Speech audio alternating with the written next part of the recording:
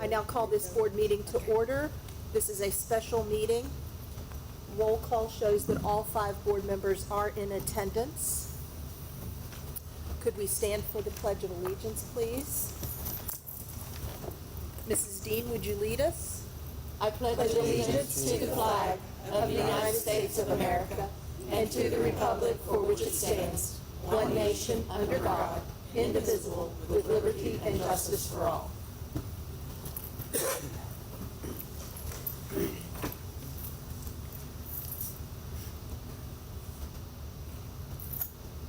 We need to have an approval of the agenda. Are there any agenda adjustments on this? No, ma'am, as presented. Could I have a motion to approve the agenda as presented? So moved. Second. Mr. Wager and Mr. Parker. All those in favor, please signify by saying aye. Aye. Opposed? This is an informational meeting for the public for the 25-26 school calendar, and Mr. Dorico.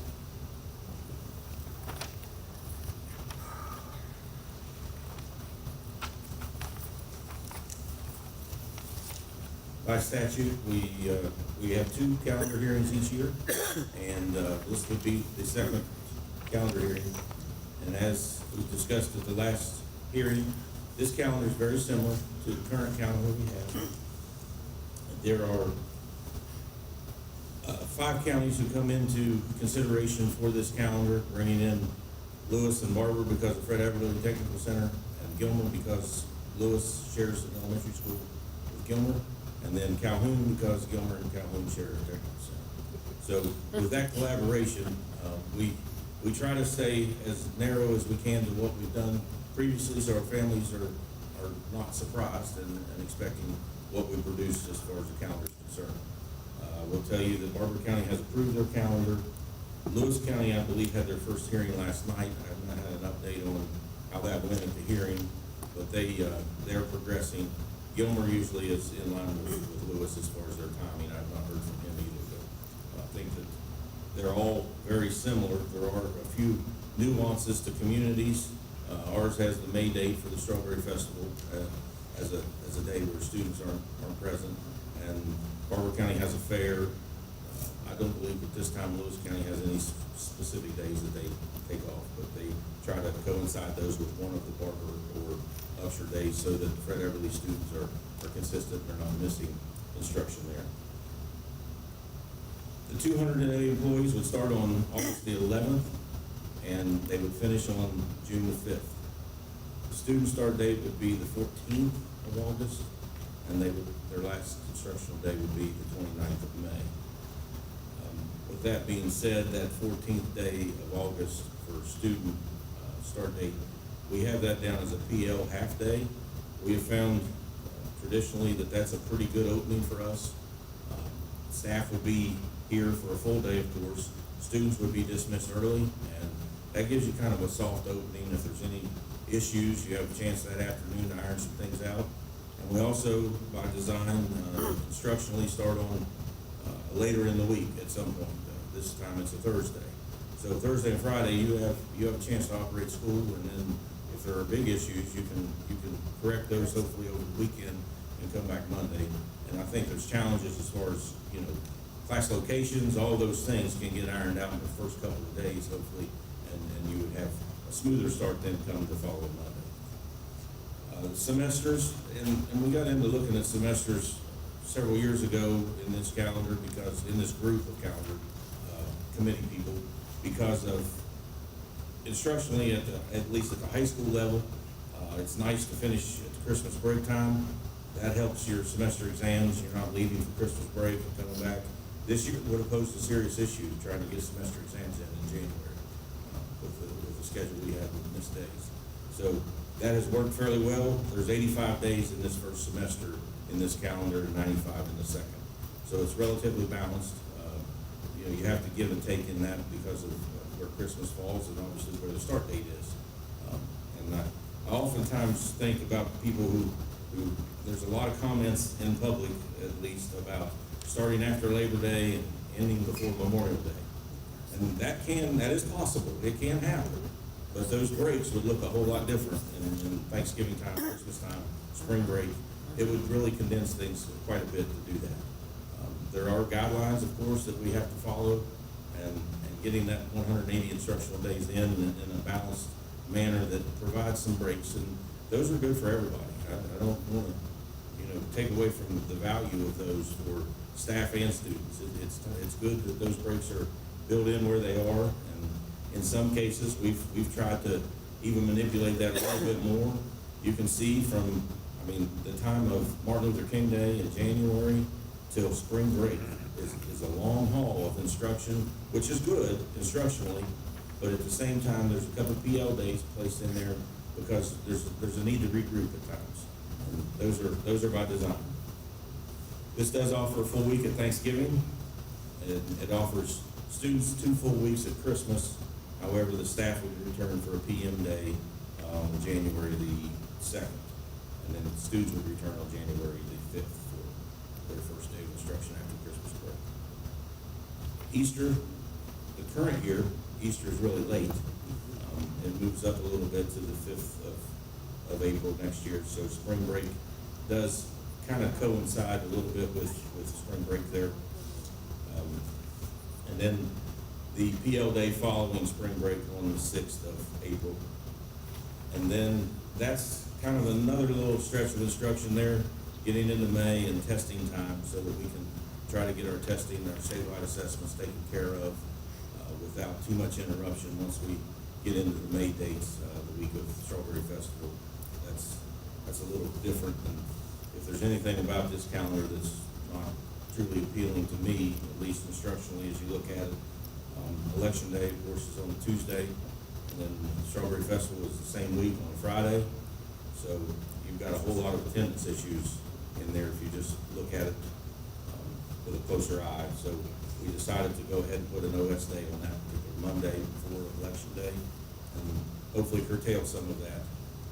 But that does provide us with the time that our students need for instruction and for time for testing should be out of the way by the time we get to that week. The testing schedule for the high school looks slightly different. They have one particular day, it's the SAT school day. I think they're giving a little more leniency on when that day is now, but there are makeups for that, and that's throughout the course of a few weeks after the main testing. That's it in a very fast summary. I'll be glad to answer questions from either the public or the board, anyone. Have we had any comments since our previous meeting? We have not received any comments. You can look at that a couple different ways. It hasn't bothered anybody yet, or, they're okay with it. Typically, the comments that we've received on the calendar, at least from staff that I've heard from, is positive. It's like I said, it's very similar to what we're dealing with and are used to and accustomed to. The only concerns that, the only concerns that have been expressed from community groups is to keep in mind some of the camps and things that they back up very close to when we get out of school. Mm-hmm. And I've explained to them that I truly understand what that causes for them. But if we start taking care of every special interest group, we're going to have a very difficult time getting this 180 days of instruction in and allow for these necessary breaks that we've got to take throughout the school year, not only for students, but also for staff. So it's hard. We understand that. And, this past winter, it was a tough one. It was a tough one for everyone. And if you think about the additional issues with the folks in the southern part of the state with the floods, McDowell County just returned to school Monday. So we're going to do our best. Mr.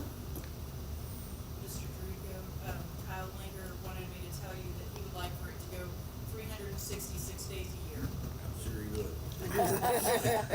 Does he still count down? Is that who you were talking about earlier? Yes, That's- yes. I knew he used to do a countdown prior Oh, to yeah. school starting. Yeah, he still does. He's already, I guarantee you by the time this meeting's over, he will already have his count, and he'll be putting it on the board for the bus rush.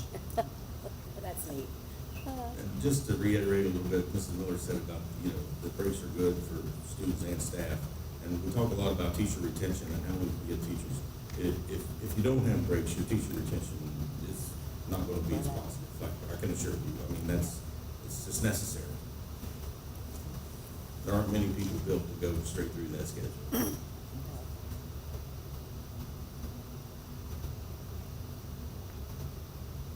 Any other questions, comments, concerns?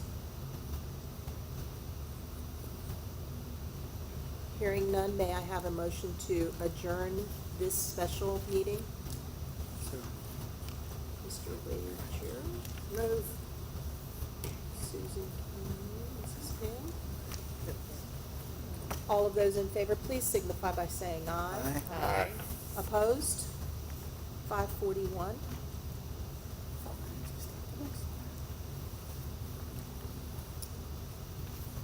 So we have a couple of minutes before we start our next special meeting, which is for the levy rates.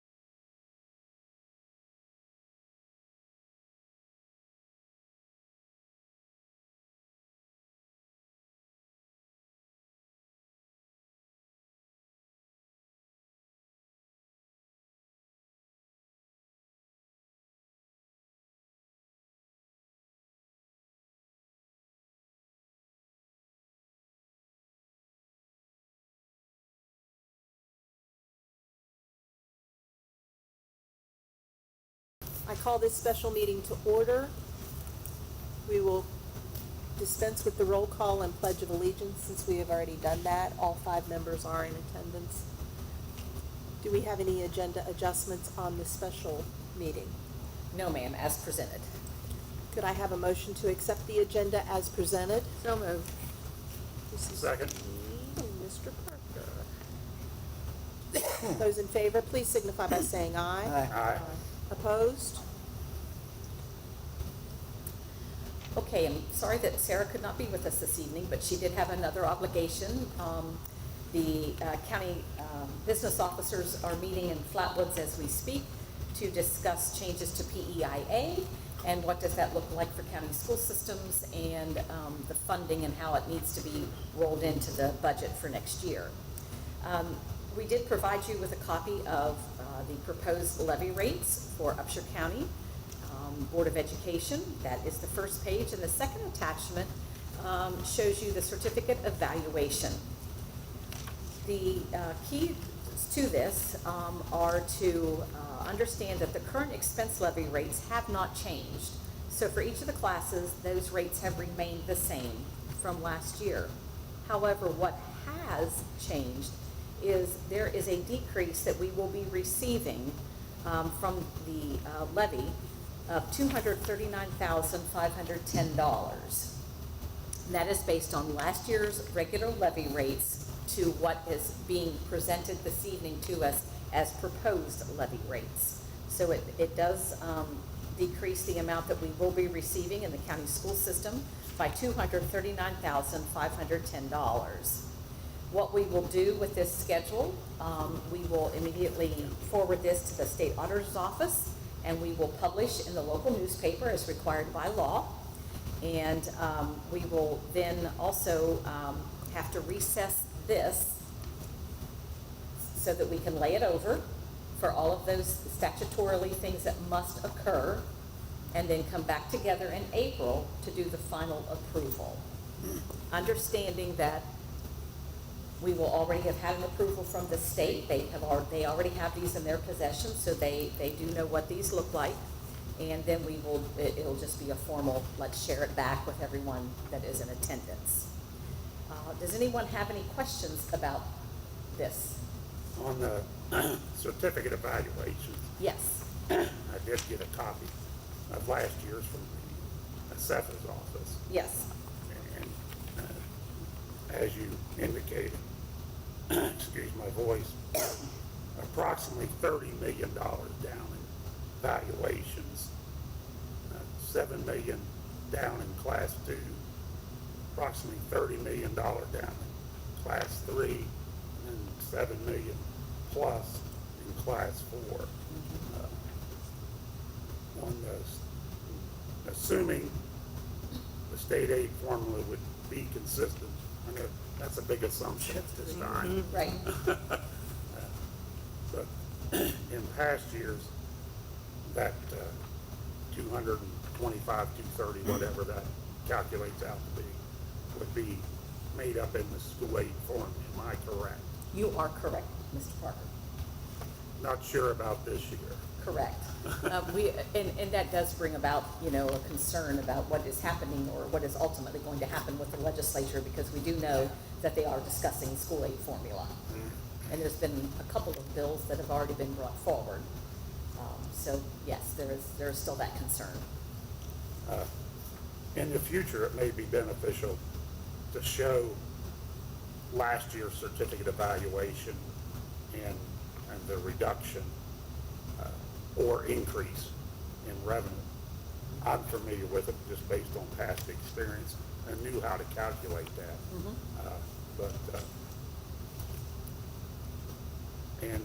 On the April 15th meeting, Yes. statutorily, that's a public hearing. Yes. It's happened before once in my 30 years of experience in county government, where at that meeting, the levying body changed their budget. What would happen if that desire, I know it's not our decision, but the public showed up and there was a need for a change? How would the State Department handle that? I do not know, because I've never encountered that. But you know what I will do? I certainly will ask.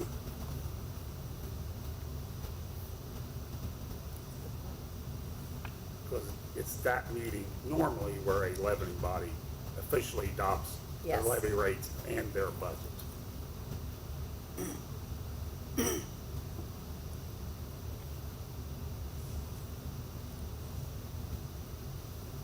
Highly unlikely to happen, but I have seen it happen before. That's okay. I would rather us be prepared than not be prepared for that to happen. It's a little different with us. Yes.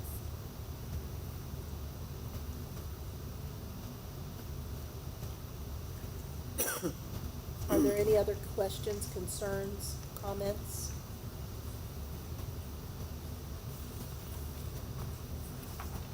Madam President, we do not accept these rates. We just go down to the meeting recessed portion. So could I have a motion to recess this meeting to be reconvened on April 15th in a special meeting at 5:30 to enter the levy rates? So moved. Mr. Parker? Second. Mr. Major? All of those in favor, please signify by saying aye. Aye. Aye. Opposed?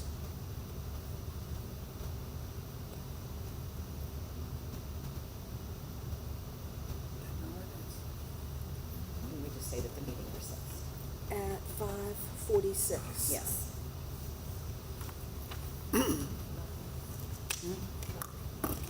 We now have another wait until we start the next meeting at 6 o'clock.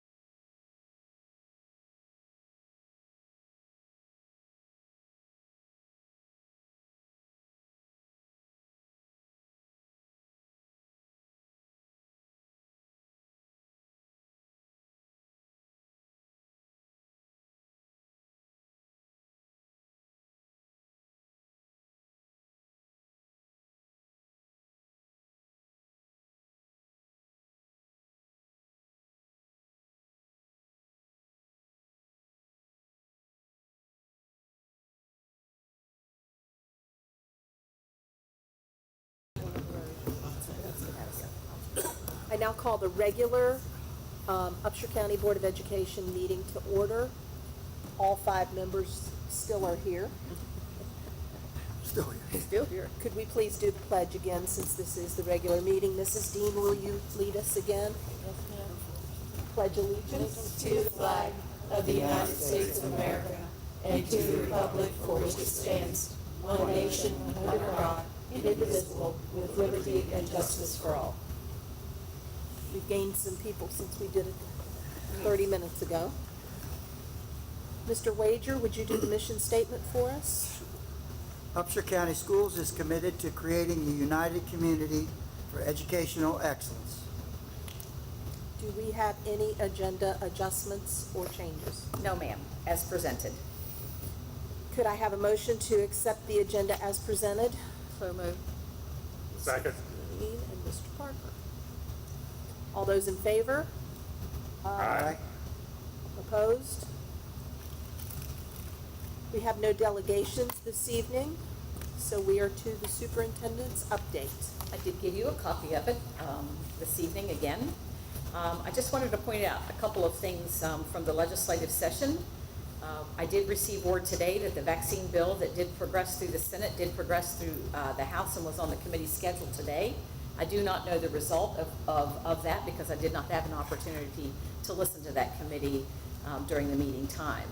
The behavior bill that they keep talking about that's impacting lower than 6th grade students has passed both houses, but they need to reconcile some language between the 2 chambers. The training hours and compensation increase for boards has passed both chambers, but there's some language cleanup that needs to be done between the 2 chambers on that as well. I do know that Mr. Brown is providing you all updates. I do receive those same updates, but I'd also like to just give a shout out to freshman Senator Morris, because he does reach out and asks for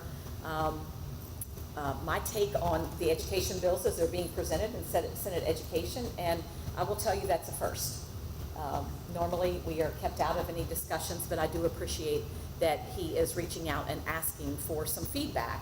I have shared that I give my personal opinion and then I do give the educator's perspective, and he has emailed me and stated that he appreciates that because he does have to weigh it from both sides. So it's been a very pleasurable exchange with him, and I appreciate that he is willing to listen. The next piece here on is data. Our chronic absenteeism from August through the end of February was 18.95%. That is fabulous. I did send a note to Casey Baston congratulating her because she is leader of our student services, and it's through her efforts and our community and schools personnel and our principals. It's a united front, and they're working together to really improve attendance. As of yesterday, it's creeped back up to 20.97 or 21%, but that is due to the flu, and the flu has hit kids, but it's also hit personnel very hard. SAT boot camp. Last week our juniors, I made a typo there, but all of our juniors from Buchanan Upshur High School attended a boot camp for SAT preparation. It was very well received by the students. The gentleman that led the sessions with our students said they asked very good questions for clarification on understanding how questions are presented on the SAT. He felt that it was just very engaged people, students, and he just really enjoyed working with them. We've only been doing this for half a year, so the impact probably won't be felt fully until we implement Mastery Prep over an entire school year, to where we're doing things here at the high school as well. Just some other things to share. I did attend the National Conference on Education last week in New Orleans. I attended sessions on continuous improvement, using data to inform daily instructional practices, communication in small districts. Fabulous presentation from an actual superintendent in a very rural county in Iowa, and it was fabulous. Responding to learning needs in high poverty districts was also a very well received and heavily attended session at the convention. I will be sharing this learning with the county leadership team over the next few weeks to determine what considerations need to be a part of our model as we continue to move forward, as we implement our high expectations of be present, be prepared, be excellent. Upshur County Schools United for Excellence. These high expectations, tomorrow during the early release, each of our schools will be taking a look at these, and they will be determining for their particular schools, what does it mean to be present? What does it mean to be prepared? What does it mean to be excellent for staff and students? This really falls into line with the PBIS work we're doing as well. So I think it's really going to pay big dividends. Jody Johnson, Tristan Gray, and I will be attending a learning symposium in Charlotte, North Carolina, Sunday through Tuesday. This work is led by Curriculum Associates, but it is not all centered around their products. They actually do bring in some national experts to share data and how we can look at our data differently. But they also share instructional strategies, leadership, mission, vision, those kinds of things. They share those pieces as well. We'll be looking at things such as the science of reading, MTSS, mathematics instruction, continuous improvement, and data usage to promote achievement and improve learning outcomes and leadership, like I said. So we're very heavily right now into personnel season. Mr. Collette has been out and visiting folks, and it's never an easy time, but we are working very hard to make sure that the messaging that is going out is supportive, and we're trying to move forward with that. Yes, ma'am. MTSS. No. Multi-tiered system of support, old RTI. Okay. Okay. Know that feeling. That is all, Madam President. Okay. Board member committee meeting updates. Mr. Parker, can we start with you? Anything? The Stockton Youth Center has not had a meeting yet. They're planning on one in March or the 1st of April. Okay. Mrs. King, anything? Yes, a very good Parks and Recreations meeting. Some updates as far as what's going to be happening at the pool for this year and in the future. Jeremiah suggested that he wanted to get an aqua ninja course going up there with like a rock wall and zip lining and some different like really neat activities, and he's working on that.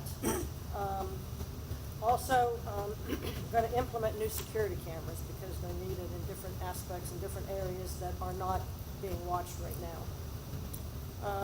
They're also, Jeremy, one of the guys on the committee, also has done some research on the skate park and pickleball, and to add to those.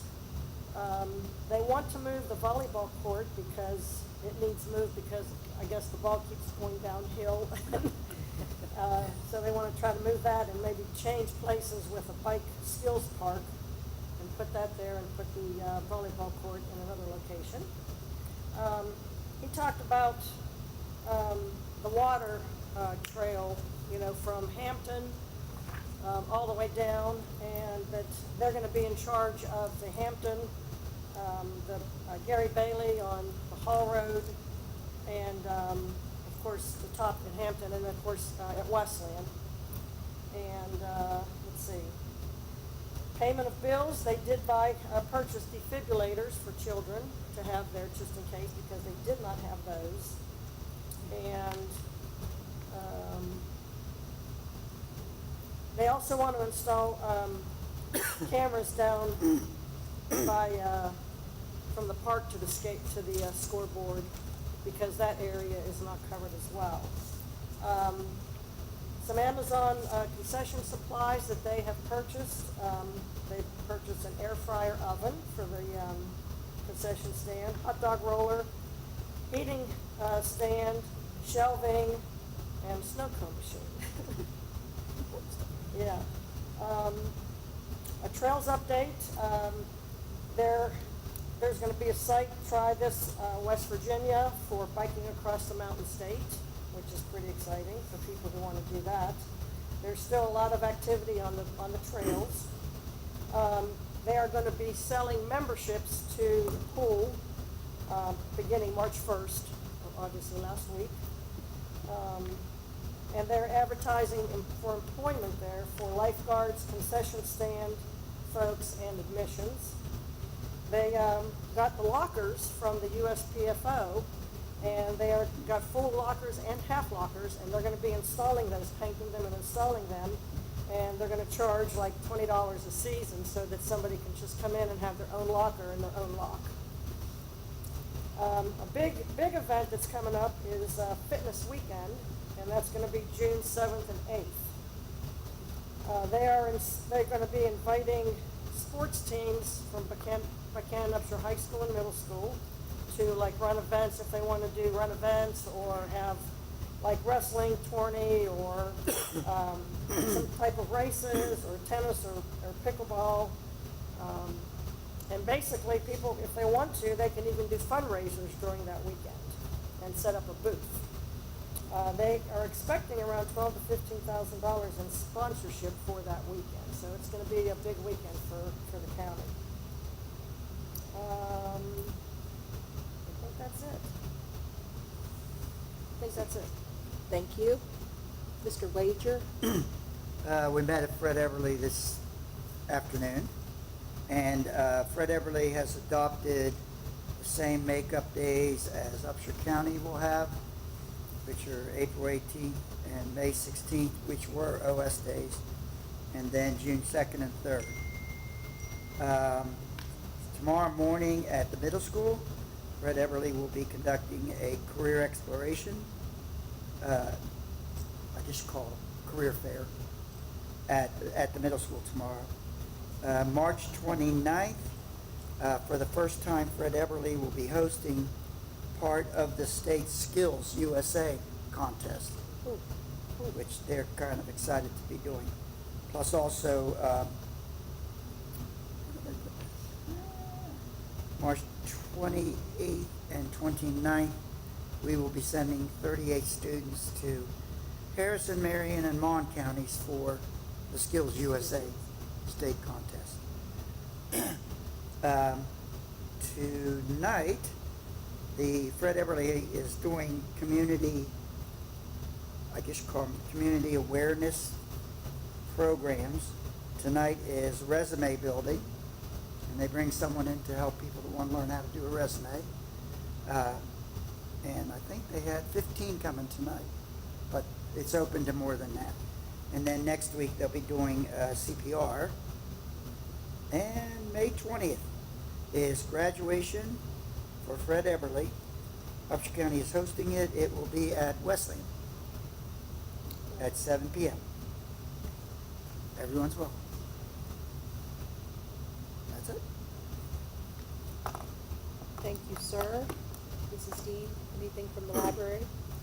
The library's very busy. There'll be a family social, and well, there has been, February the 28th. There's a book swap at the library Saturday, March the 15th. You can bring in your books and trade them out with others.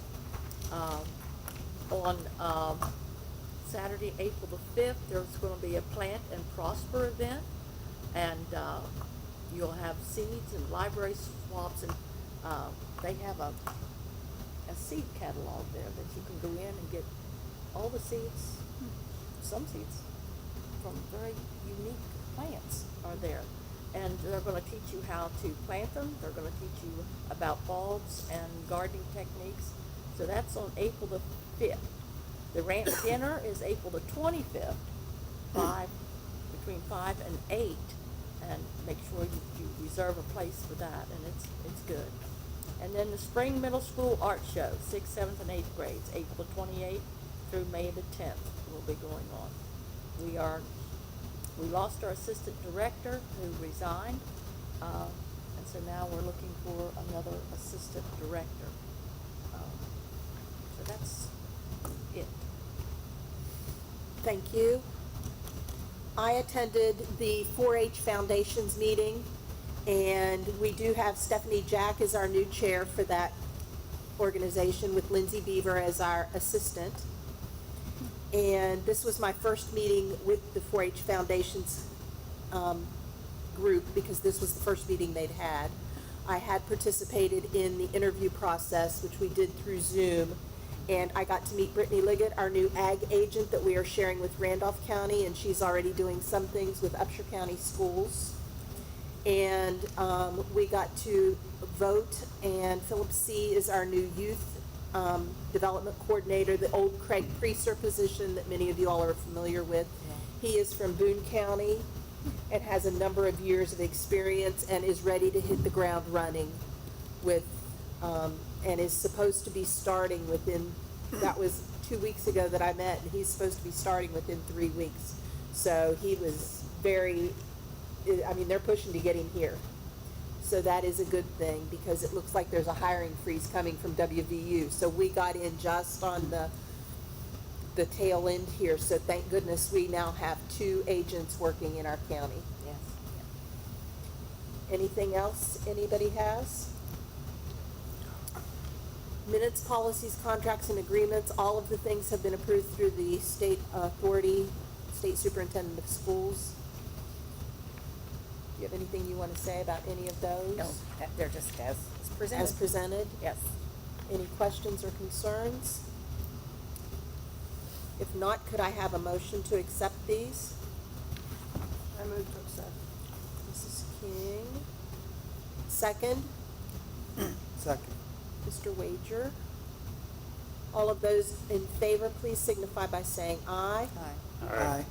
Opposed?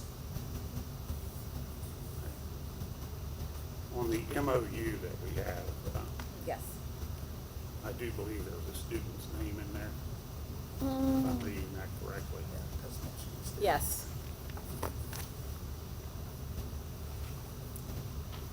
That will be redacted. Yes, it will. Consent agenda. Again, all items have been approved through the authority of the state superintendent of schools. And I do want to add, because I know Mr. Parker asks, I do follow up with the state to let them know when we have received the proper insurance and us named as an additional insured. So I do follow up and let them know that we have been receiving those properly.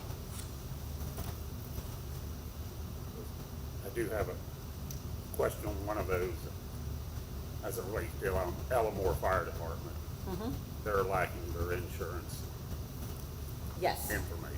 However, I had a discussion with them either the day before I left or the week prior to, and they have already had the insurance agent reach out to me, and it's on its way. Okay. And on the Flame 304, one of the requirements for their insurance is performing background checks. Do we get verification that that's accomplished or not? I don't receive those. I know we wouldn't receive, but otherwise, their coverage is null and void if they do not perform those. So any coverage we would be afforded would also be null and void. Right. I can certainly have the school reach out to them. Because that was one of the additional requirements Yes. on that insurance.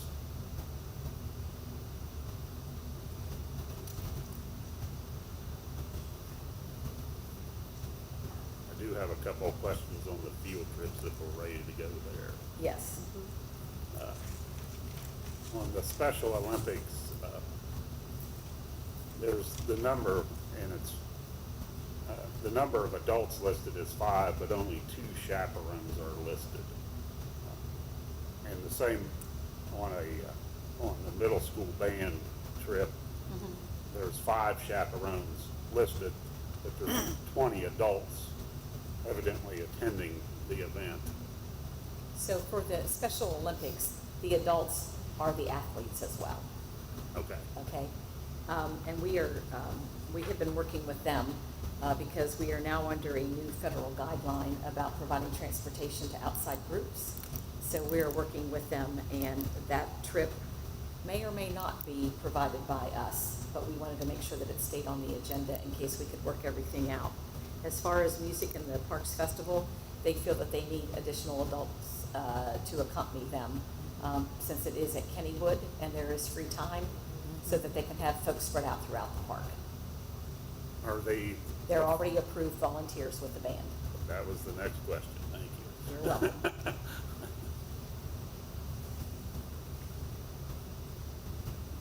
Are there any other questions or concerns?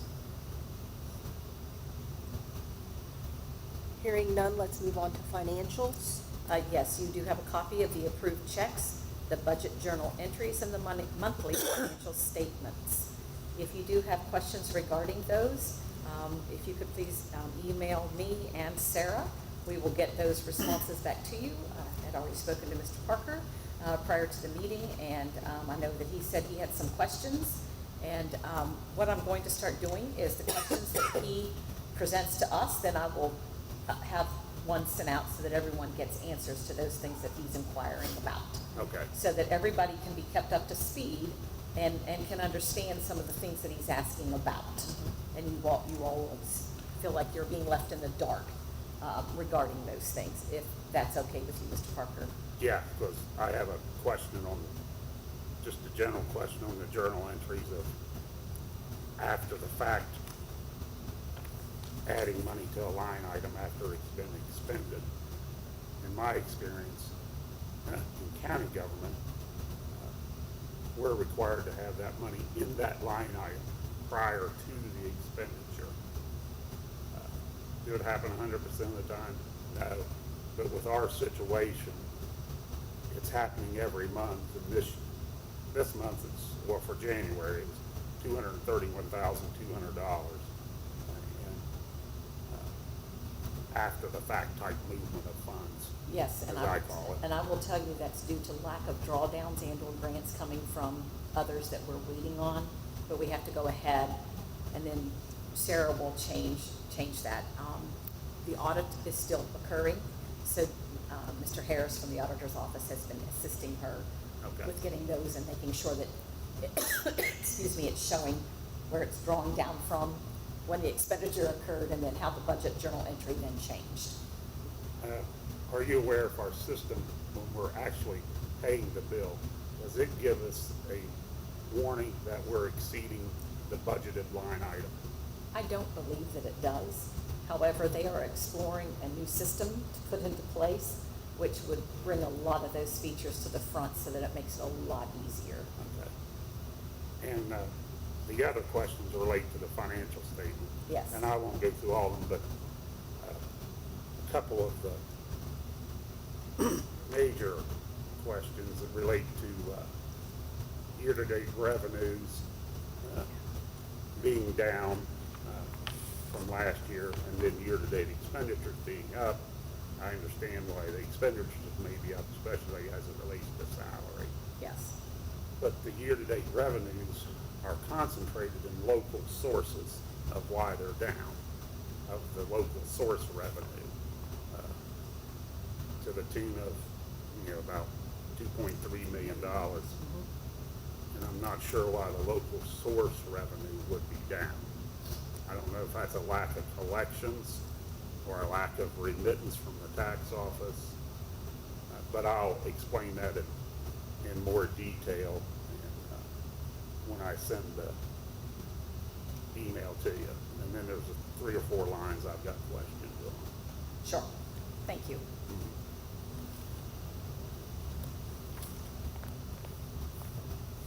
Anything else on financials?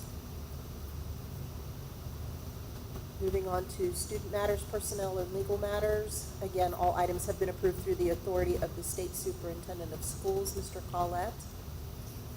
Yes, ma'am. If you would like, board members, please look at your personnel sheet, and as you can see, it's starting to look a little bit more like we expect it to look.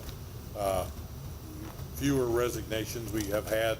Again, all of these resignations have been some type of personal matter situations, which many of these people really did not want to leave, just didn't really have a choice. We've tried to work with them, and that has been a positive. At the same time, we did have a couple more retirements, one more professional, one more service, 2 more service. And those were a little bit unexpected, which plays into the role of what we're doing now with talking to people. Because those came in a little late, they weren't part of our early conversations, but I'll explain more about that a little bit later. And then, of course, on the hiring side, if you can look, we're pretty excited. We're starting to get people interested in Upshur County. We're getting more and more applicants all the time. We had another person call about openings today while I was out talking to other people. So word's getting out and things are looking much more positive. And some of the steps that we're taking with personnel season on top of that, which I won't get into a lot of detail right now, hopefully are going to help us with our teacher shortage. More certified people in the more appropriate positions to give our kids more direct instruction, and that's been the goal. So that all seems to be moving forward very well. I did want to give a shout out tonight to all of our custodians. I will not go into the details of the plan, but the plan of action we're doing. We were a little worried. I have never been more proud of a group of individuals that work for our school system in a long, long time.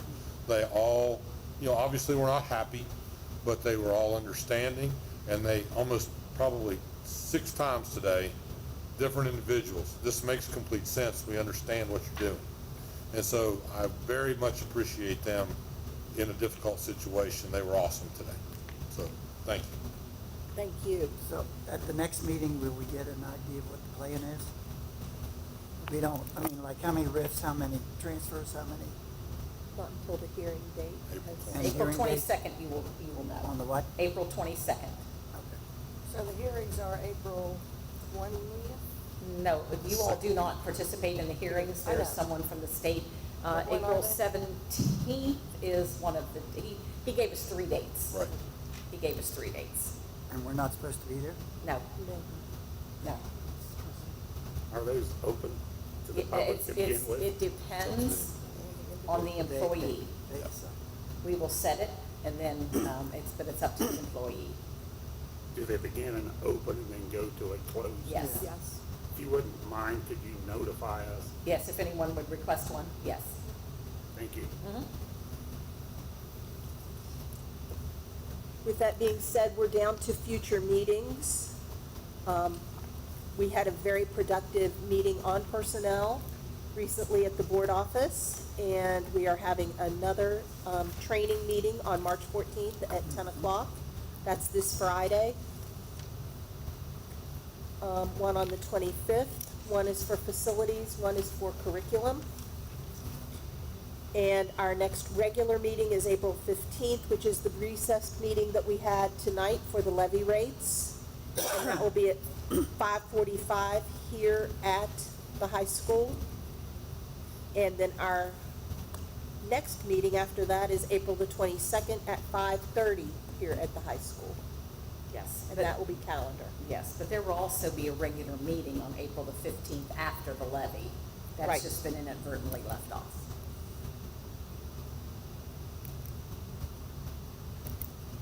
So you can add 6 o'clock for that regular meeting. Correct? Yes. Do I have a motion to adjourn? Motion to adjourn. Mrs. King? Second? Mrs. Dean? All those in favor, please signify by saying aye. Aye. Aye. Opposed? 6:28 is our adjournment time.